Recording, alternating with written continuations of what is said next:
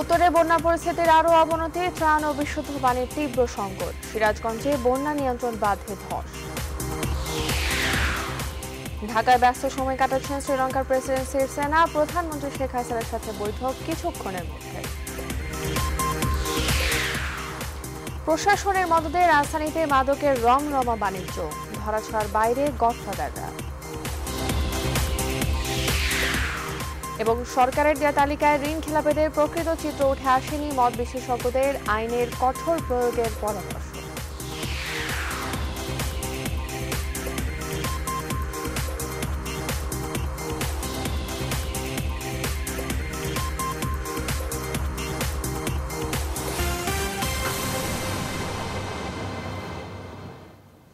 স্বাগত নিউজ 24 সংবাদে, আপনাদের সঙ্গে আছে আমি যোজনা আফরিন। শুনছেন শিরোনাম, এবারে জানাবো বিস্তারিত। বন্যা পরিস্থিতির আরও অবনতি হয়েছে উত্তরাঞ্চলে। বন্যা দুর্গত এলাকায় ত্রাণের সংকট এখনো প্রকট। কোনো কোনো স্থানে নদ নদীর পানি কিছুটা কমলেও দেখা দিচ্ছে ভাঙন। প্রতিনিধিদের তথ্য ও চিত্রে দেখুন ডেস্ক রিপোর্ট। লালমনিরহাটের দোয়ানিতে তিস্তার পানি বিপদসীমার নিচে প্রবাহিত হচ্ছে। হঠাৎ পানি কমায় ভাঙন দেখা দিয়েছে নদীতে। এরই মধ্যে বিলীন হয়েছে অর্ধশতাধিক বাড়ি। ধরলার পানি 25 সেন্টিমিটার উপরে বইছে। ত্রাণ বিতরণ শুরু হলেও তা প্রয়োজনের তুলনায় কম, বলছেন বন্যার্তরা। স্কুলের বারান্দা সহ পানি উঠেছে, যার কারণে আমরা স্কুলে যেতে পারছি না, বই খাতা ভিজে গেছে। চরে বিভিন্ন রোগ ব্যাধি, ডায়রিয়া এবং হামেশা বিভিন্ন রোগ দেখা দিতেছে। ঘরের খাট খুট সব চলে গেছে, ঘরের যে থাকবো কোনো বুদ্ধি নেই, ভাত পক্করি ক্ষমতা আর বুদ্ধি নেই। ক্ষতিগ্রস্ত সকলে সরকারি সহায়তা পাবে এমন আশ্বাস দিয়েছেন সমাজ কল্যাণ প্রতিমন্ত্রী। ত্রাণ মন্ত্রণালয়ে যোগাযোগ করে ত্রাণমন্ত্রী মহোদয়ের সাথে কথাবার্তা বলে যতগুলি মানুষ এখানে বন্যা কবলিত হয়েছে তাদের সাহায্য সহযোগিতা, আর্থিক সাহায্য আর অন্যভাবে যে সমস্ত সাহায্য সহযোগিতা করা যায়, এবং আমি আমার মন্ত্রণালয়ের পক্ষ থেকে আমি বন্যা কবলিত মানুষদের জন্য আমি সাহায্যের হাত বাড়িয়ে দেব। এদিকে সিরাজগঞ্জে বৃহস্পতিবারও বেড়েছে যমুনার পানি। দুর্গত এলাকায় এরই মধ্যে খাবার পানির চরম সংকট দেখা দিয়েছে। পানিবন্দী মানুষের অভিযোগ, পর্যাপ্ত ত্রাণ পৌঁছায়নি এখানে।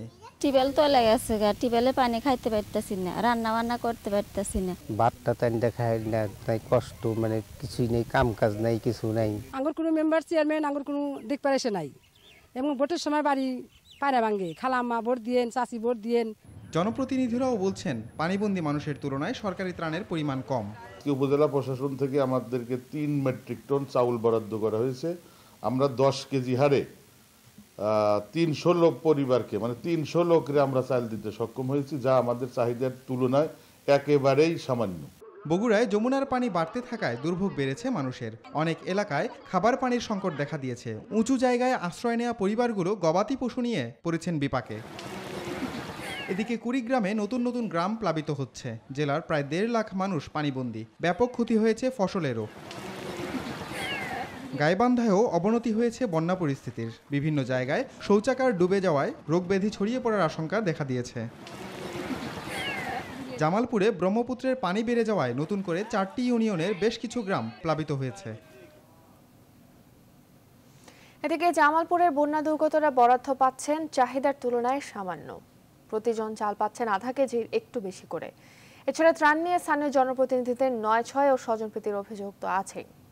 এমন অবস্থায় একটু সহায়তার আশায় কর্তৃপক্ষের দিকে তাকিয়ে অসহায় মানুষগুলো।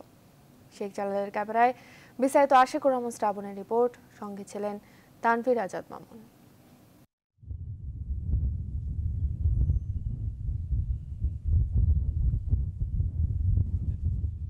এই দৃশ্য জামালপুর জেলার প্রায় 70% এলাকার।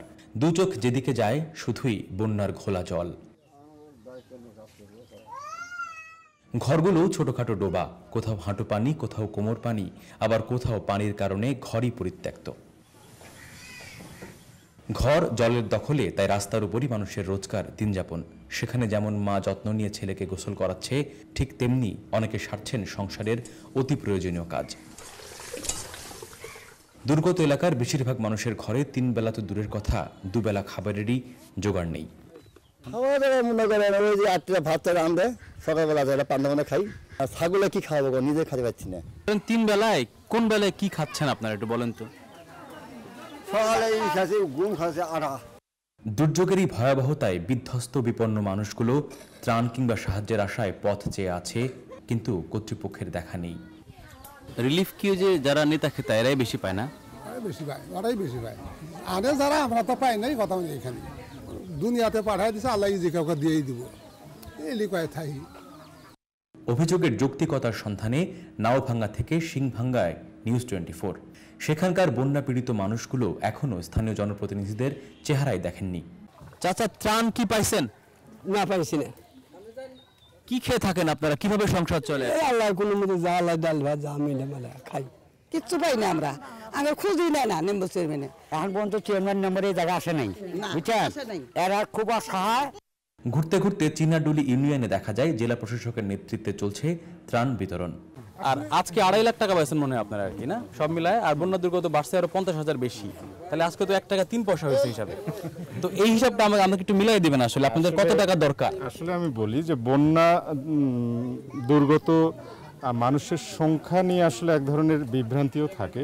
ওইভাবে ঠিক ওই টাকার অঙ্ক বা চালের অঙ্কের সাথে জনসংখ্যার যে তুলনাটা আপনি যেভাবে করছেন ওইভাবে করাটা আমার মনে হয় যে খুব বেশি যুক্তিসঙ্গত হবে না।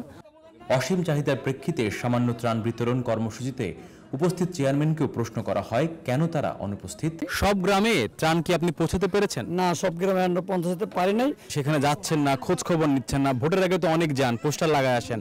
আসলে মানে এইটা কেন হচ্ছে অভিযোগটা? আসলে আমরা আসলে কয়েকটা গ্রামে গেছি, এখন যে পৌঁছাতে পারিনি। আমরা আসলে এই সমস্ত রিপোর্টগুলো ডেলি দিতে হয়। রিপোর্টই দেবো না, গ্রামে যাবো না, মালি আনবো। কর্তৃপক্ষ যতই পাশ কাটানোর চেষ্টা করুক না কেন, বন্যা পীড়িত অসহায় মানুষগুলো কোনোভাবেই পেটের ক্ষুধা আর অভাবকে পাশ কাটাতে পারছেন না। আমরা রাস্তায় সেতু বানানোর কথা শুনেছি বড় বড় ব্রিজ কালভার্ট বানানোর কথা, কিন্তু আপনারা কি কখনো এরকম ঘরের মধ্যে বাঁশের সাঁকো তৈরি হতে দেখেছেন? জামালপুরের বন্যা দুর্গত এলাকার বেশিরভাগ গ্রামের বেশিরভাগ ঘরের এই অবস্থা, এবং এই ঘরের মধ্যেই তারা বসবাস করছে। প্রত্যেকটা দিন রাত তারা কাটাচ্ছে। তারা কেমন আছে নিশ্চয়ই বুঝতে পারছেন। আশিকুর রহমান শ্রাবণ, নিউজ 24, নাওভাঙ্গা, ইসলামপুর, জামালপুর। এবারে তৃণমূলের সমস্যার সম্ভাবনা নিয়ে আমাদের নিয়মিত আয়োজন বাংলাদেশ লাইভ।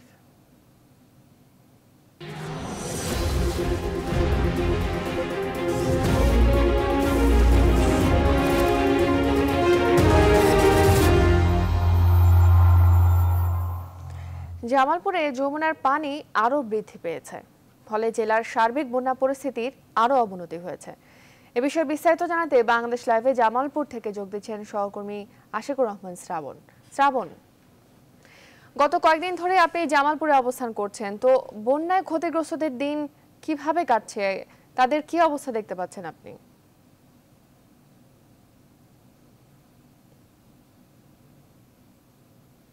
দুজনে আপনাকে ধন্যবাদ। আসলে তাদের দিন এবং রাত ভীষণ যে কষ্টে কাটছে তা আমরা প্রতিবেদনগুলোর মধ্য দিয়ে দেখতে পাচ্ছি। শুধু জামালপুরে নয়, সারা দেশের যে বন্যা পরিস্থিতি, বিশেষ করে উত্তরবঙ্গের মানুষজন কিন্তু ভয়াবহ রকম দুঃখ দুর্দশার মধ্য দিয়ে দিন কাটাচ্ছে। একটি পরিসংখ্যান দিই, তাহলে আপনি বুঝতে পারবেন যে আসলে গত প্রায় 24 ঘন্টায় যমুনা, ব্রহ্মপুত্র এবং তার পাশাপাশি আরো ঝিনাই নদীর পানি 3 সেন্টিমিটার বৃদ্ধি পেয়েছে, এবং এর কারণে কিন্তু আরো 2-1টি গ্রাম নতুন করে প্লাবিত হয়েছে, এবং সে কারণে বন্যা দুর্গত মানুষের সংখ্যাও কিন্তু বেড়েছে আরো প্রায় 10 থেকে 12,000। অর্থাৎ একটি দুর্গত এলাকায় প্রতিনিয়ত মানুষ কিন্তু আসলে বিপর্যয়ের মধ্যে পড়ছে। ঘর ছাড়া হয়েছে, মানুষ আশ্রয় কেন্দ্রে অবস্থান নিয়েছে। প্রায় 2,20,000 থেকে শুরু করে 2,35,000 পর্যন্ত বন্যা দুর্গত মানুষের মধ্যে আমরা শেষ খবর নিয়েছিলাম যে মাত্র 3,000 থেকে 5,000 লোক কিন্তু মাত্র আশ্রয় কেন্দ্রগুলোতে গিয়েছে, এবং এত কম সংখ্যক লোক সেখানে যাওয়ার পেছনে যে কারণ সেটি হচ্ছে একটি বিষয়, সেটি হচ্ছে এই সমস্ত এলাকার মানুষজন কিন্তু শুধুমাত্র যে বন্যা পীড়িত তা নয়, তারা কিন্তু এখানে নানা ধরনের গবাদি পশু তারা কিন্তু আসলে প্রতিপালন করে। আপনি দেখতে পাচ্ছেন যে এইরকম একটি বিচ্ছিন্ন দ্বীপের মতো ঘরে তারা কিন্তু বসবাস করছে। নৌকা ছাড়া কোনোভাবেই গণমাধ্যম কর্মী থেকে শুরু করে সাধারণ মানুষ যারা এই অঞ্চলে বসবাস করে তারা কোনোভাবেই কোনো গন্তব্যে যেতে পারছে না, এবং এখান থেকে যে আসলে মূল সড়ক যেটি এখনো ডোবেনি বা আশ্রয় কেন্দ্র পর্যন্ত পৌঁছার জন্য যে আসলে অর্থটা দরকার হয়, নৌকা ভাড়া থেকে শুরু করে গরু বাছুর নিয়ে সেখানে যাওয়া, সেটিও কিন্তু অনেক ক্ষেত্রে ক্ষেত্রে তাদের কাছে থাকে না। এবং দেখবেন যে আসলে এইরকম ভাবেই যে সমস্ত বসত ভিটাগুলো রয়েছিল, যে বসত ভিটাগুলো একসময় মানুষের আশ্রয়স্থল এবং মানুষের শেষ ঠিকানা, দেখতে পাচ্ছেন যে এখানে পুরো আয়োজন করে একটি বাড়ি তৈরি করা হয়েছে, কিন্তু আসলে নদীর ঠিক পাড়ে হওয়াতে এবং নদীর পানি অস্বাভাবিক বৃদ্ধি পাওয়ার কারণে কিন্তু সে সমস্ত ঘরে মানুষ যেমন বসবাস করতে পারছেন না, তার সঙ্গে সঙ্গে এখানে যারা বসবাস করছেন তারা কিন্তু তীব্র কষ্টের মধ্যে জীবনযাপন করছেন। এই সমস্ত গবাদি পশু বা ঘরে মজুদ ধান রেখে তারা যে আশ্রয় কেন্দ্রে গিয়ে পৌঁছাবে তারা কিন্তু সেটিও করতে পারছেন না, কারণ এগুলো যেখানে রেখে যাবেন তার নিরাপত্তার ব্যাপারটিও কিন্তু অনেক বেশি গুরুত্বপূর্ণ হয়ে উঠেছে। আপনি প্রশ্ন করেছিলেন যে আসলে কেমন চলছে ত্রাণ কার্যক্রম বা কেমন চলছে সবকিছু, একটু চেষ্টা করি যে আসলে নিচে নেমে দেখার জন্য। পানির গভীরতা পরিমাপ করার পরে মনে হচ্ছে না এখানে নামা যাবে। একটি বিষয় হচ্ছে যে গতকাল পর্যন্ত আমরা যে পরিসংখ্যান দিয়েছিলাম সেই পরিসংখ্যানে বলা হয়েছিল যে এই জেলার প্রতিটি মানুষের জন্য যে চালের বরাদ্দ হয়েছে সেই চালের বরাদ্দ কিন্তু জন প্রতি প্রায় 600 গ্রামের মতো, অর্থাৎ প্রায় আধা কেজির একটু বেশি। আমরা একটি বাড়ির দিকে যাই, যে বাড়িতে দেখতে পাচ্ছি যে এই বিচ্ছিন্ন বন্যা কবলিত মানুষজন মোটামুটি ভাবে টিকে থাকার লড়াই করছে এবং যে লড়াইয়ে তারা আসলে শেষ পর্যন্ত কি অবস্থায় আছে। চাচিমা, ওয়ালাইকুম আসসালাম। চাচা কেমন আছেন? বাবা এই যে দেখি নিছেন কি খাওয়া দাওয়া হয়, কিভাবে চলে? ত্রাণ সাহায্য পাইছেন? না, তারা যেটা বলছেন যে আসলে চাচিমা কি অবস্থা, ত্রাণ পাইছেন? না না, কোনো দাম টান আসে নাই। তাহলে কিভাবে রান্না করেন, কি খাচ্ছেন? সকালে পান্তা ভাত খাইছি। মানে পান্তা খেয়েই চলতেছে না? একটু দেখানোর চেষ্টা করি আসলে তারা কি ধরনের মানবেতর জীবনযাপন করছেন। মোটামুটি ভাবে তাদের কিন্তু আসলে এরকম একটি জায়গায় দেখুন যে সামান্য একটু আলুর সাথে কাঁঠালের বিচি, যেটি আসলে গবাদি পশুকে তারা বিভিন্ন সময় খাওয়ায়, তারা কিন্তু সেইগুলো খেয়ে কোনো না কোনো ভাবে জীবনযাপন করার চেষ্টা করছেন। আমরা একটু ঘর থেকে উঠোনে নামার চেষ্টা করি, যারা আপনি নিরাপদ জায়গায় থাকুন, আমি নামার চেষ্টা করছি সেখানে। আসলে দেখতে পাচ্ছেন যে এই যে একটি ঘর, এবং এই ঘরগুলো তো কিন্তু আসলে একদম জলমগ্ন অবস্থার মধ্যে আছে। এবং এই বাস্তবতায় আরো একটি বিষয় আপনাকে জানাই যোজনা, সেটি হচ্ছে যে এই জেলার বা এই উপজেলার বিভিন্ন অঞ্চল, এই জেলাটি কিন্তু 9টি উপজেলা মিলে গঠিত। 9টি উপজেলার মধ্যে 7টি উপজেলা কিন্তু বন্যা কবলিত, এবং সেই বন্যা কবলিত মানুষজন যারা রয়েছেন সেই মানুষজনের যে দুর্ভোগ, যে কষ্ট, সেটি কিন্তু আসলে ভয়াবহ পর্যায়ে গিয়ে পৌঁছেছে। আজকে একটি সুখবর আসতে পারে এলাকার মানুষের জন্য। আমরা সকাল থেকেই জানতে পেরেছি আসলে এখানে ত্রাণমন্ত্রী আসবেন, এই ইসলামপুর থেকে শুরু করে বলিয়াদহ এই আশেপাশে যে সমস্ত বন্যা দুর্গত এলাকা আছেন, এবং সেটি বিকেল 3টার সময় সরকারের পক্ষ থেকে ত্রাণ বিতরণ করা হবে। তবে জেলা প্রশাসকের কাছে কালকে আমরা প্রশ্ন করেছিলাম যে আসলে যে পরিমাণ ত্রাণ এখানে আছে বা যে পরিমাণ সাহায্য দেওয়া হচ্ছে তার তুলনায় যেটি আসলে চাহিদা, তার অনুপাত কিন্তু আসলে খুবই সামান্য। অর্থাৎ এই এলাকার যত বন্যা দুর্গত মানুষ, সেখানে কিন্তু কমপক্ষে এখানে আসলে 500 মেট্রিক টন চালের প্রয়োজন, এবং প্রয়োজন প্রায় 10 থেকে 12 লক্ষ টাকা। কিন্তু সেই তুলনায় মাত্র 130 মেট্রিক টন চাল গতকাল পর্যন্ত বরাদ্দ করা হয়েছিল, এবং টাকার অঙ্ক মাত্র 2,20,000, অর্থাৎ প্রায় 8 লক্ষ টাকার ঘাটতি এখানে আছে, এবং চালের ঘাটতি আছে প্রায় 350 মেট্রিক টন। আসলে জায়গাগুলো এত বেশি বিপন্ন এবং এত বেশি দুর্গত যে বাড়ি বাড়ি যে আমরা যে পৌঁছাবো এবং সেখানে যে আসলে তথ্য সংগ্রহ করব সেটিও কিন্তু অনেক ক্ষেত্রে হয়ে ওঠে না, কারণ কোথাও যে আসলে হাঁটা যাচ্ছে না, কোমর পর্যন্ত, কোথাও বুক পর্যন্ত পানি। মানে কোনটি যমুনা, কোনটি ঝিনাই, কোনটি ব্রহ্মপুত্র, আর কোনটি মানুষের বসবাসের ঘর, সেটি কিন্তু একটি প্রশ্ন রয়ে যাচ্ছে এখানে। ত্রাণ নিয়ে আমরা বিভিন্ন রকম 9-6-এর কথা কালকে অভিযোগ শুনেছিলাম যে জনপ্রতিনিধিরা যে সমস্ত ত্রাণ বিতরণ করছেন সেখানে যারা তাদের নেতা কর্মী বা যারা খুব কাছের মানুষ তারাই কিন্তু মূলত সাহায্য বেশি পাচ্ছেন, এবং অভিযোগ তারা করেছিলেন। এবং আমরা যতগুলো গ্রামে গিয়েছি, যতগুলো উপজেলায় গিয়েছি, সেখানে শতকরা 70% মানুষ কিন্তু এখনো ত্রাণ সাহায্যের আওতায় আসেনি, এবং যে সামান্য ত্রাণ দেওয়া হচ্ছে সেই সামান্য ত্রাণও তারা কিন্তু আসলে পাচ্ছেন না। আপনাদের সাথে কথা বলি, আপনারা তো আমাদের নৌকা চালিয়ে এখানে নিয়ে আসলেন, আপনাদের গ্রামে ত্রাণ পৌঁছাইছে? কিছু কিছু জায়গায় পৌঁছাইছে, কিছু কিছু জায়গায় পৌঁছায় নাই। ত্রাণে কি পাচ্ছেন আপনারা? শুধু চাউল। মানে এই চালগুলো যে রান্না করে খাবেন তার কোনো ব্যবস্থা আছে ঘরে? ব্যবস্থা তো আর নাই। কে আমরা আরো একজনের সাথে একটু কথা বলি, কারণ আসলে বেশিরভাগ ঘরগুলো কিন্তু জনশূন্য অবস্থায় আছে, কারণ যারা নিরাপদ জায়গায় যেতে পেরেছেন বা যারা গবাদি পশুগুলো নিয়ে পাশের জেলায় বা কোনো আত্মীয় স্বজনের বাসায় যেতে পেরেছেন তারা কিন্তু গিয়েছেন। যারা আপনি দেখে শুনে হাঁটবেন, কারণ আপনার সাথে একটু কথা বলি, আপনার কোন গ্রাম? আমাদের ওই পাশে পূর্ব পাশে গ্রাম। আপনার গ্রামে কত মানুষ বন্যা দুর্গত হয়েছে, কত টাকা সাহায্য পেয়েছেন, কি অবস্থা? আমার গ্রামে তো প্রায় মনে করেন 400-500 লোক বন্যায় হয়ে আছে, কিন্তু বেশি প্রতি মনে করেন 40-50 জন লোক পাইছে, আর ছাড়া কেউ পায় নাই। মানে অর্ধেক মানে 5-এর 1 ভাগ পাইছে। 5-এর 1 ভাগ পাইছে। আপনার গ্রাম সুরাঘাট। কি অবস্থা? 600-700 লোক হবো, বন্যা একবারে ডুবে গেছে, ঘর বাড়ি সব পানি। কত টাকা পাইছে, কি সাহায্য পাইছে? না সাহায্য সেরকম পাইনি, আমরা সাহায্য পাইনি। ধরেন আপনি তো নৌকা চালাতে পারতেছেন, কিন্তু যারা আসলে এইগুলোও করতে পারতেছে না, তারা তো অনেকে না খেয়ে থাকতেছে। জি, তারা তো আন্নামানা করতে পারছে না, তারা তো না খাই আছে। যোজনা সেটা হচ্ছে এই চিত্র এই জেলার বেশিরভাগ মানুষের, তার কারণ একটি বলি, সেটা হচ্ছে যে এই জেলার যে মানুষজন রয়েছেন সেই মানুষজনের মধ্যে কিন্তু শতকরা 70% মানুষ দরিদ্র, এবং কিছু মানুষ আছেন যারা একেবারেই মানবেতর জীবনযাপন করেন, প্রচ্ছন্ন দ্বীপে বসবাস করেন, প্রত্যন্ত জায়গায় তারা সরকারি খাস জমিতে বসবাস করেন। তারা যখন বন্যা পীড়িত হন, তারা যখন এরকম দুর্যোগের মধ্যে পড়েন, তখন আসলে তারা দিশেহারা হয়ে যান, এবং এই দিশেহারা মানুষগুলো আশ্রয়ের জন্য হোক, সাহায্যের জন্য হোক, বিভিন্ন জনপ্রতিনিধিদের সঙ্গে যোগাযোগ করার চেষ্টা করেছেন। অনেক অভিযোগও আছে, এবং সেই অভিযোগগুলো সত্যতা স্বীকার করেছেন কিছু কিছু জনপ্রতিনিধিদের। আসলে তারা সব এলাকায় গিয়ে পৌঁছতে পারছেন না, সব এলাকায় পৌঁছতে না পারার পেছনে তারা যে ব্যাখ্যা দেওয়ার চেষ্টা করেছেন, তারা বলেছেন যে আসলে এই চাল সংগ্রহ করা, ত্রাণ সংগ্রহ করা, তথ্যপাত্র সংগ্রহ করা থেকে অনেক কিছু নিয়ে তারা অনেক বেশি বিব্রত। আমি একটু আপনার সাথে কথা বলতে চাই, আসি আপনার কাছে। সেটা হচ্ছে যে আপনাদের কি অবস্থা এখন? আমরা তো এখানে এসে পৌঁছতেই পারতেছি না। আপনাদের সঙ্গে কি মেম্বার চেয়ারম্যানরা যোগাযোগ করছে? করে নাই, আমরা কিচ্ছুই পাই নাই। কে সংসার কিভাবে চলতেছে আপা? সংসারে যে মনে করেন একবার আনলে 2-3 বার খাই। এই বাচ্চাদের কিভাবে খাওয়াচ্ছেন? বাচ্চারা ওইভাবে খায়। আপনারা আশ্রয় কেন্দ্রে যান নাই কেন? এই যে না কেউ গরু আছে, তারপরে আছে ঘরের মধ্যে সবকিছু। মানে ফসল আর গরুর জন্য যেতে পারেন নাই, চোরের ভয়, ডাকাতির ভয়? জি, ঘরের মধ্যে গরু আছে, ও যারা দুটোই পাশে বাই করে দিচ্ছে। মানে যতটুকু সম্বল আছে তারা সেটুকু হারাতে যাচ্ছেন না, কারণ তারা কদিন আগে ধান তুলেছেন, সেই ধান তাদের গোলায় মজুদ আছে। গোলায় ঠিক না, কারণ গোলা ডুবে গিয়েছে, ঘরে মজুদ করা আছে। এবং গবাদি পশু তারা যেটাকে একদম সন্তানের মতো করে যত্ন নিয়ে তারা সেগুলো বড় করেন, তারা সেগুলোকে এখন নিরাপদ আশ্রয় নিতে পারছেন না।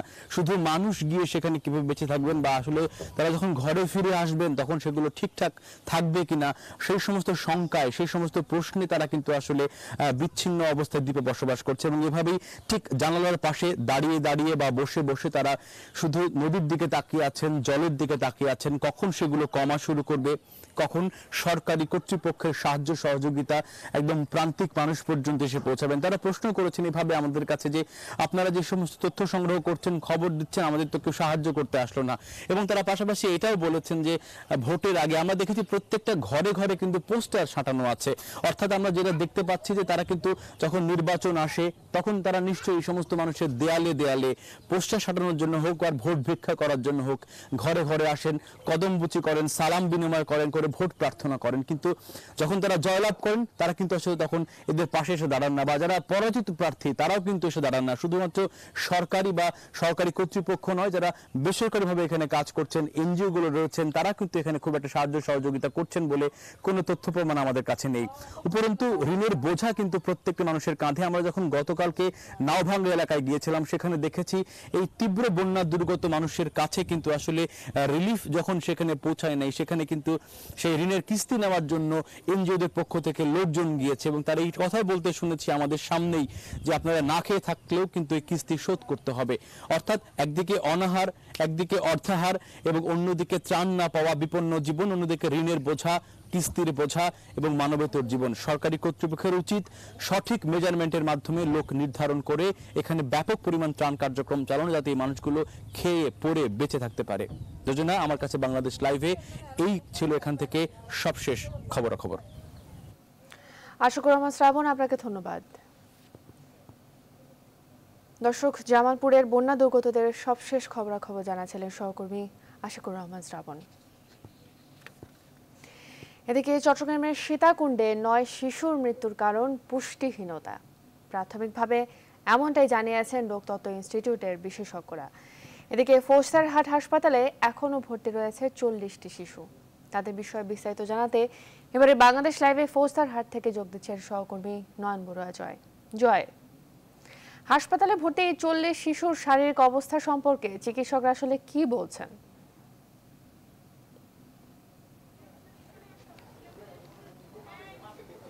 ধন্যবাদ আপনাকে। আপনি যেমনটা বলছিলেন, আসলে ফৌজদারহাট যে হাসপাতালটি রয়েছে সেই হাসপাতালে এখনো পর্যন্ত আমরা দেখছি কিন্তু আসলে 40 জন এখানে ভর্তি রয়েছে এবং চট্টগ্রাম মেডিকেলেও কিন্তু অনেক রোগী কিন্তু ভর্তি আছে। এর আগেও কিন্তু আমি আপনাকে দেখানোর চেষ্টা করেছি, কিন্তু আমরা আমার পাশে রয়েছেন আসলে civil surgeon, doctor civil surgeon রয়েছেন, আমরা কথা বলতে চাই তার সাথে। কিন্তু এর আগে আমরা আপনাকে কিছু তথ্য আমরা জানাতে চাই, কিন্তু তারা আমাদেরকে বলছিলেন আসলে যে 2 দিন আগে থেকে বা 3 দিন আগে থেকে যারা ভর্তি ছিল তাদের খুব একটা খারাপ অবস্থা তারা দেখেছিলেন, কিন্তু এখন তারা বলছিলেন অনেকটা উন্নতির দিকে বলে তারা আমাদেরকে বলছেন। আমরা কথা বলতে চাই আপনার সাথে, আসলে কোন পর্যায়ে রয়েছে এবং কয়জন ভর্তি, এখন এই দুটো মেডিকেলে কয়জন ভর্তি রয়েছে বলে মনে করেন? ধন্যবাদ। আমি civil surgeon doctor Azizur Rahman Siddiqui. আমি আজকে সকাল বিকাল প্রতিদিনই আমি ফলো আপ করি।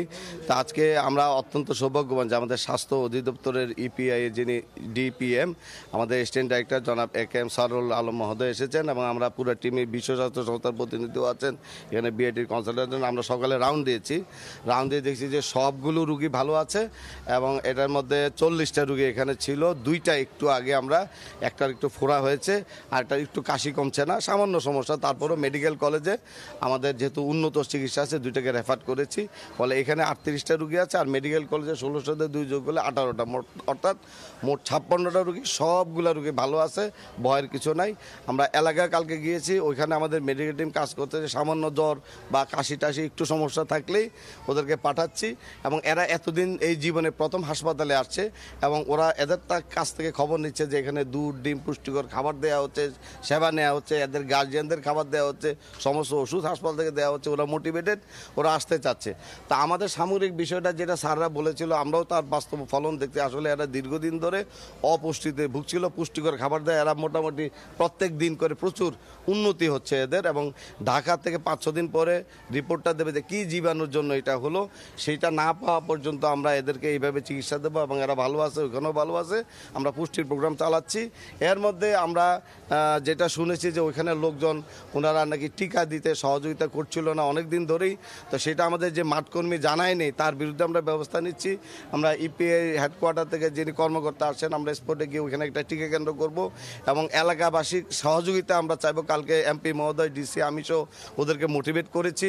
ওরা অনেকের ধারণা যে টিকা দিলে ওদের বন্ধাত্ম হবে, বাচ্চা কাচ্চা নেবে না, এদের বিভিন্ন ধরনের সমস্যা হবে, এবারে নানি দাদিরা টিকা দেয় না, ওরা তো ভালো আছে কেন দিতে হবে। তা আমরা এদের ভুল ভাঙাবো, টিকা কেন্দ্রে নিয়ে আসি, টিকার ব্যবস্থা করব, পুষ্টির ব্যবস্থা করতেছি। ওখানে আমরা মশারি দেওয়া আছে, ম্যালেরিয়ার টেস্ট করেছি 105, কোনো সমস্যা নাই, সব দিক দিয়ে কন্ট্রোলে রয়েছে। শুধু ঢাকার রিপোর্ট যদি নতুন কোনো জীবাণু পাওয়া যায় তার বিরুদ্ধে ব্যবস্থা নেব, না হলে আমরা শুধু এখানে টিকার ব্যবস্থাটা আমরা করতেছি আর সমস্ত জিনিস নিয়ন্ত্রণে আছে। আমার মনে হয় দেশবাসীকে বলবো আপনারা আতঙ্কিত হওয়ার কিছু নাই, পুরা জিনিসটাই স্বাভাবিক রয়েছে। আচ্ছা, রোগ কি নির্ণয় করেছেন কিনা? রোগের নামটা কি? রোগটা বললাম যে ঢাকা থেকে যে স্যাম্পল তারা নিয়ে গেছে, তারা বলছে 5-6 দিন লাগবে, তারা 5-6 দিন পরে ওই রোগটা জানাবে। ওই পর্যন্ত আমরা এই রোগীদের সুস্থ থাকলো আমরা রেখে দিচ্ছি, ওই রিপোর্ট পাওয়ার পরে এদেরকে আমরা ছেড়ে দেবো বা ব্যবস্থা নেব। এখানে অনেকজনে আমাদের অভিযোগ করেছিলেন এর আগে, কিন্তু বিশুদ্ধ পানি না খাওয়ার কারণেই তারা সন্দেহ করছে এরকম সমস্যার সম্মুখীন হচ্ছে বলে মনে করছে। আপনি কি মনে করেন? এটা আমাদের যে তদন্ত টিম আসছে তারা ফাইনালি একটা রিপোর্ট দেবে যে তারা যে জীবাণুটা পাইছে ওইটা পানির কারণে হলো কিনা, টিকার কারণে হলো কিনা, পরিবেশের কারণে হলো কিনা, সেটা যেটা বলে সেটা হবে। তবে আমরা সিভিল সার্জন হিসেবে বলি যে বিশুদ্ধ পানি এবং স্বাস্থ্যসম্মত পায়খানা এটা নিশ্চিত করলে 70 থেকে 80 ভাগ রোগ এমনি হয় না। সুতরাং এই দেশে এখনও কেউ বিশুদ্ধ পানি পাবে না, এটা আমরা মেনে নিতে পারি না। কালকে স্থানীয় এমপি মহোদয়, ডিসি সহ আমরা ওইখানে 10টা নলকূপ বসানোর ব্যবস্থা করা হয়েছে। আমরা শুনেছি তাদের পানির সমস্যা এবং হাসপাতালে এদের জন্য আমরা বিশেষ নিজস্ব ব্যবস্থাপনা এদেরকে বিশুদ্ধ পানি খাওয়ার ব্যবস্থা করছি। ধন্যবাদ। আমরা এতক্ষণ ধরে কথা বলেছি আসলে সিভিল সার্জনের সাথে, কিন্তু তিনি বলছিলেন আসলে পুষ্টিকর খাবার না খাওয়ার কারণে, পুষ্টিহীনতার কারণে কিন্তু এই রোগের বলে তারা বলছিলেন। কিন্তু আমরা কথা বলতে চাই, এখানে অনেক পেশেন্ট রয়েছেন, কিন্তু তাদের শিশুরা রয়েছেন এবং শিশুদের পাশাপাশি তাদের স্বজন যারা রয়েছেন তাদের সাথে আমরা কথা বলতে চাই। আসলে আপনি তো এখানে ভর্তি করেছেন, আপনার শিশু রয়েছে, এখন কোন পর্যায়ে রয়েছে বলে আপনি মনে করেন? হ্যাঁ, এখন কোন পর্যায়ে রয়েছে বলে মনে করেন? এখন এখানে সুস্থ আসতে। আচ্ছা, জন্মের পরে যে টিকা মারতে হয় সেটা তো আপনি জানেন, কিন্তু আসলে আপনাদের শিশুদেরকে কি টিকা মেরেছেন কিনা, আবার স্বাস্থ্যকর্মীরা কি আপনাদের কাছে গিয়েছিল কিনা? আমাদের কাছে স্বাস্থ্য যায় না, আমরা দেখি না। তারপর টিকা মারবার সময় আমরা বাড়িতে সিট থাকে না, আমরা তো জানি না টিকা কোন সময় মারবো, কিন্তু আমাদেরকে জানায় কি জানা নাই, আমরা জানি না এটা। আচ্ছা, আমরা আরেকটু জানতে চাই আপনার থেকে, এই যে বিশুদ্ধ পানি, আপনারা যে ওখানে ভোটার আপনারা, তাই না, ওখানে ভোট দিতেন, আপনারা যেটা বলেছিলেন আসলে সেখানে কি কোনো নলকূপ স্থাপন করেছিল কিনা, আবার কি পানি কি আপনারা এতদিন ধরে জীবন ধারণ করেছিলেন? আমরা এতদিন এইখানে পানি জীবন ধারণ করছি, এই কুয়োর পানি দিয়ে। আমাদের কোনো কলের পানি নেই, কলের পানি আমরা খাইতে পারি না। ধন্যবাদ। আমরা এতক্ষণ ধরে কথা বলেছি এখানে যারা স্বজনরা রয়েছেন, শিশুদের স্বজনরা রয়েছেন, এখানে মামা এবং বাবা এবং পিতা যারা রয়েছেন, তাদের সাথে আমরা কথা বলেছি। তারা দীর্ঘদিন ধরে এখানে বাস করলেও সেই দুর্গম পাহাড়ে কিন্তু তারা কোনো নলকূপ স্থাপন দেখেনি এবং নলকূপের পানি কোনো দিন তারা খেতে পারেনি। তারা পাহাড়ের ছড়ার পানিকে কিন্তু জীবন ধারণ করেছিলেন বলে তারা আমাদেরকে জানিয়েছেন। তো এই ছিল আমার এখানকার সর্বশেষ তথ্য। নয়ন বরাজয়, আপনাকে ধন্যবাদ। দর্শক, চট্টগ্রামের ফৌজদারহাট থেকে বাংলাদেশ লাইভে আমাদের সঙ্গে যুক্ত হয়েছিলেন সহকর্মী নয়ন বরাজয়। এদিকে ঢাকায় ব্যস্ত সময় পার করছেন শ্রীলঙ্কার প্রেসিডেন্ট মাইথ্রিপালা সিরিসেনা। কিছুক্ষণ আগে প্রধানমন্ত্রী শেখ হাসিনার সাথে তার একান্ত বৈঠক শুরু হয়েছে। এর আগে প্রধানমন্ত্রী শেখ হাসিনার আমন্ত্রণে বৃহস্পতিবার 3 দিনের রাষ্ট্র সফরে ঢাকায় আসেন তিনি। বিমানবন্দরে তাকে স্বাগত জানান রাষ্ট্রপতি মোহাম্মদ আব্দুল হামিদ। এই সফরে বাণিজ্য, বিনিয়োগ ও কৃষি সহ বিভিন্ন বিষয়ে 10টির বেশি চুক্তি ও সমঝোতা সইয়ের কথা দুদেশের মধ্যে।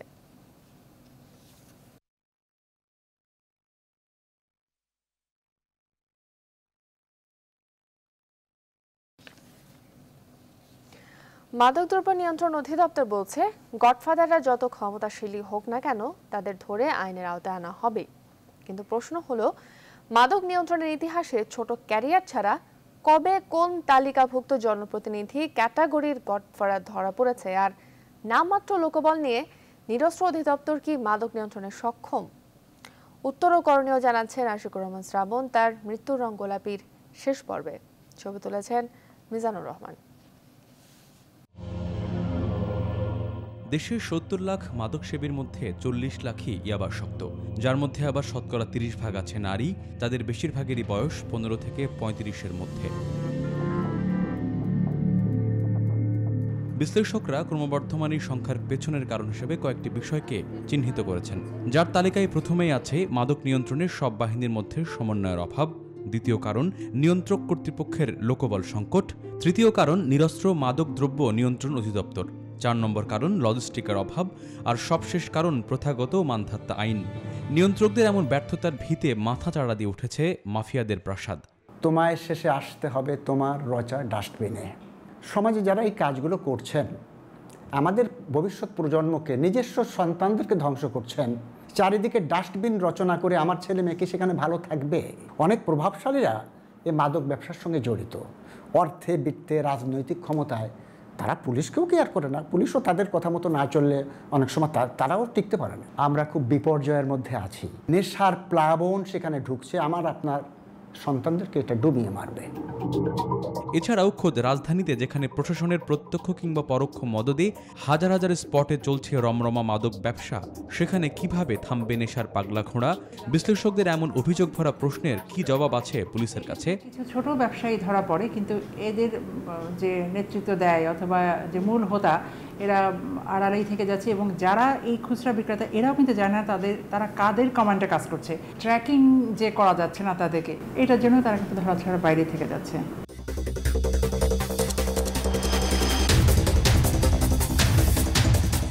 তবে দেরিতে হলেও স্বরাষ্ট্র মন্ত্রণালয় মাদকদ্রব্য নিয়ন্ত্রণের শক্ত আইন করার উদ্যোগ নিয়েছে, যার অংশ হিসাবে শুধু টেকনাফ জোনেই মাদক নিয়ন্ত্রণে কাজ করবে প্রায় ১০০ জনের বিশেষায়িত চৌকস দল। এই উদ্যোগের ওপর ভর করেই মাদকদ্রব্য নিয়ন্ত্রণ অধিদপ্তরের সদ্য নিয়োগ পাওয়া মহাপরিচালকের কণ্ঠে এই সাহসী উচ্চারণ। যাদেরকে গডফাদার বলা হচ্ছে তাদের একটি তালিকা আমরা ইতিমধ্যে প্রণয়ন করেছি। তাদের বিরুদ্ধে একটি শক্তিশালী অভিযান নিশ্চয়ই আমরা পরিচালনা করব। এমনকি আইনগত সীমাবদ্ধতা কাটিয়ে ওঠার জন্য বাংলাদেশের যে সংস্থা দিয়ে এই গডফাদারদেরকে মোকাবেলা সম্ভব, সেই সংস্থার মাধ্যমেই আমরা এই গডফাদারদের মোকাবেলা করব। কিন্তু সাধারণের প্রত্যাশা হলো অনেক সাহসী উদ্যোগের মতো এটিও যাতে মাঝপথে হোঁচট না খায়, তাহলে মানুষকে হারিয়ে মাদক জিতে যাবে, হেরে যাবে মনুষ্যত্ব। আশিকুর রহমান শ্রাবণ, নিউজ 24, ঢাকা। নিউজ 24 সংবাদ এই পর্যায়ে নিচ্ছে একটি বিরতি, ফিরছে একটু পর।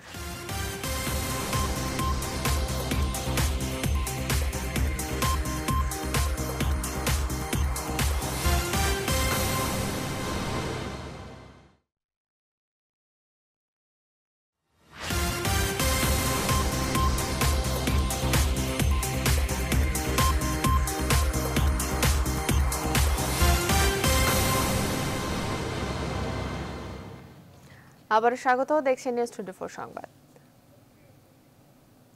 গাবতলী থেকে বাবুবাজার পর্যন্ত বেড়িবাঁধ সড়কটির এখন বেহাল দশা। অনেক দিন ধরেই সড়কটি চলাচলে অযোগ্য। বিভিন্ন স্থানে তৈরি হয়েছে খানাখন্দ, অন্যদিকে কোথাও কোথাও মাটির সড়কে পরিণত হয়েছে। এতে দুর্ভোগে পড়তে হয় যাত্রীদের। বেড়িবাঁধ সড়ক ঘুরে এসে বিস্তারিত জানাচ্ছেন হাসান পারভেজ, আর ছবি তুলেছেন আব্দুল্লাহ আল হাসান।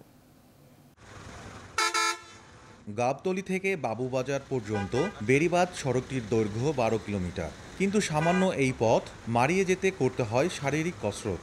রাজধানীর মধ্যে এমন সড়ক দেখে মনে হতে পারে গ্রামের কোনো মেঠো পথ। বর্ষা না এলেও সামান্য বৃষ্টিতে কাদা পানি জমে যায়, ঝুঁকি নিয়ে চলে যানবাহন, আর গাড়ির ধীর গতির কারণে সড়কে সৃষ্টি হয় দীর্ঘ যানজট। বাংসুরের লেগে খাদা ওচা খাদার জন্য রাস্তায় জাম লাগিয়ে থাকে। দুই পাশে ড্রেন সিস্টেম করে দিত, পানিটা নেমে যেত, পানি জমার কারণে বেশি। ইলেকশনের আগে হলো ভোটের লেগে পাগল, আর রাস্তা খারাপ হইলে তখন কেউ দেখে না। ভাঙা সড়কে চলতে গিয়ে গাড়ি বিকল হওয়া যেন নিত্যদিনের ঘটনা, আর বাস গর্ত পার হওয়ার সময় দোয়া পড়া ছাড়া অন্য উপায় থাকে না যাত্রীদের। সমস্যা এই ভাঙা চুরার লেগে সমস্যা, রাস্তা গাতায় পড়ছে, স্টার্ট বন্ধ হয়ে গেছে, এখন স্টার্ট হইতেছে না। গাড়ি রয়েছি ভালো হনগা যাবো, ভালো অবস্থা তো মনে হয় রাস্তা, সরকারের রাস্তা ঠিক করলে তারই মনে অবস্থা হইতো না। সড়কের বিভিন্ন স্থানে খানাখন্দ। স্থানীয়দের অভিযোগ, বছরের পর বছর সড়কের এই অবস্থা। সড়ক ও জনপথ অধিদপ্তরের দেখাশোনার দায়িত্ব এই সড়কটি।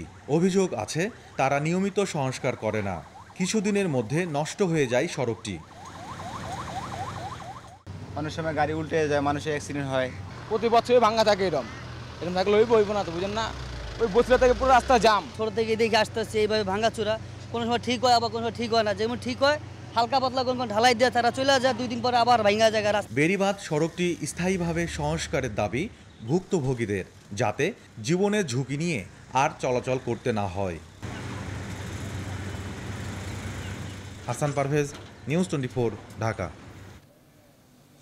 এবারে ফার্স্ট সিকিউরিটি ইসলামী ব্যাংক অর্থ বাণিজ্যের সংবাদ।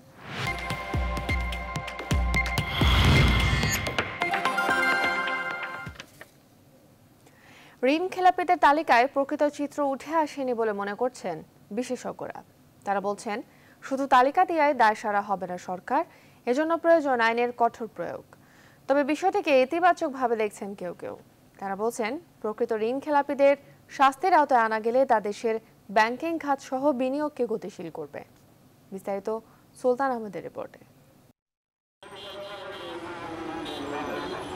দেশের ব্যাংকিং খাতের জন্য বিস্ফোরা হিসেবে দেখা দিয়েছে খেলাপি ঋণ। বাড়ছে ব্যাংক গ্রাহকের সংখ্যা, সেই সাথে ভারী হচ্ছে অনাদায়ী পাওনার পরিমাণ। সরকারি হিসেবেই গেল এপ্রিল পর্যন্ত মোট খেলাপি ঋণের পরিমাণ দাঁড়িয়েছে 1,11,000 কোটি টাকা, যা মোট ঋণের প্রায় 17%। সম্প্রতি জাতীয় সংসদে ঋণ খেলাপিদের একটি তালিকা তুলে ধরেন অর্থমন্ত্রী, যার মধ্যে 98টি প্রতিষ্ঠান ও 2 ব্যক্তির নাম রয়েছে। তবে এসব প্রতিষ্ঠানের মধ্যে বেশিরভাগই অখ্যাত। এছাড়া কোন প্রতিষ্ঠানের খেলাপি ঋণের পরিমাণ কত তাও তুলে ধরা হয়নি। তালিকা কি প্রকাশ করেছে কিভাবে সেটা, কিন্তু তালিকাতে বেশিরভাগ দেখা গেছে যে কোম্পানির নাম দেওয়া হয়েছে, কিন্তু কোম্পানির পেছনে ডিরেক্টর আছে, কারা কারা আছে এবং গ্যারান্টারও থাকতে পারে। তো তবে ঋণ খেলাপিটার তারপরে হয়তো সব পুরা লিস্ট হয়তো নাই ঋণ খেলাপি। অর্থনীতিবিদরা বলছেন, বড় খেলাপিরা আইনের ফাঁকফোকর দিয়ে বেরিয়ে যাচ্ছেন। এজন্য যাদের হাতে ব্যাংকিং খাত জিম্মি হচ্ছে তাদেরকে ধরতে হবে সুকৌশলে। বাংলাদেশ ব্যাংকের থেকে সুযোগ দেওয়া হয়েছিল, সেই সুযোগটা তারা নিয়ে নিয়েছে, ফলে তারা তাদের ঋণগুলোকে বহুলাংশে রেগুলারাইজ করে ফেলেছে। এই কারণে তাদের ঋণটা খেলাপি ঋণের আওতায় আসছে না। তারা আবার ডিফল্টার হবে এবং কিছু কিছু ক্ষেত্রে দেখা যাচ্ছে যে তারা পেমেন্টসগুলো পিছিয়ে যাচ্ছে বা দিতে পারছে না, আবার ওই তাদেরকে চলে আসবে, আবার হয়তো তারা আরেকটা স্কিমের মাধ্যমে বের হয়ে যাবে। ব্যবসায়ীরা বলছেন প্রকৃত ঋণ খেলাপিদের ধরা সম্ভব হলে ঋণ নেওয়া সহজ হবে প্রকৃত ব্যবসায়ীদের, এতে দীর্ঘমেয়াদে বিনিয়োগ খরাও দূর হবে। আপনি কাকে ঋণ দিচ্ছেন, সে ঋণ তাকে দেওয়া যাবে কিনা, কোন কনসিডারেশন তাকে দিচ্ছেন, ব্যবসায়িক কনসিডারেশনে, তার প্রজেক্টের জন্য, নাকি অন্য কোনো কনসিডারেশন তাকে দিচ্ছেন, এটা খেয়াল রাখতে হবে। মনে রাখতে হবে যে টাকা দেওয়া খুব সহজ, টাকা ফেরত নেওয়া খুব ডিফিকাল্ট। তালিকাকে প্রথম পদক্ষেপ হিসেবে নিয়ে কার্যকর উদ্যোগ গ্রহণের কথা বলছেন তারা। পলিটিক্যাল কনসিডারেশন যে টাকা ফেরত না নেন। সুলতান আহমেদ, নিউজ 24, ঢাকা। নিউজ 24 সংবাদে নিচ্ছে আরও একটি বিরতি, সঙ্গেই থাকুন।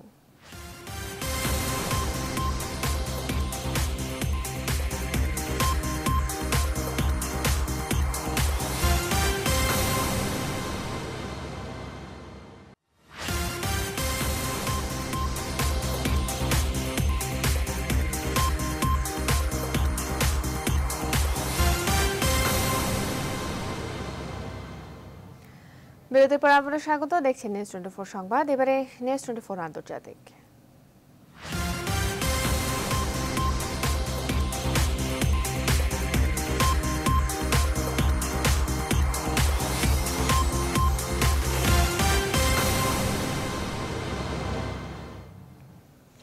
মার্কিন যুক্তরাষ্ট্রের ভিসা পেতে এখন থেকে দিতে হবে আরও বিস্তারিত তথ্য।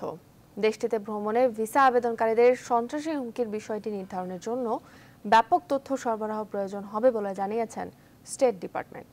স্টেট ডিপার্টমেন্টের বরাতে রয়টার্স আরও জানিয়েছে, প্রেসিডেন্ট ডোনাল্ড ট্রাম্পের এই সংক্রান্ত সংশোধনী আদেশ বিভিন্ন দেশে কর্মরত মার্কিন যুক্তরাষ্ট্রের কূটনৈতিকদের কাছে পাঠানো হয়েছে। এতে বিশ্বব্যাপী ভ্রমণকারীদের পুনর্বিবেচনার একটি সারসংক্ষেপ। যে দেশগুলি নতুন এই প্রটোকলের মেনে চলতে ব্যর্থ হবে তাদের বিরুদ্ধে ভ্রমণ নিষেধাজ্ঞা কার্যকর করা হবে।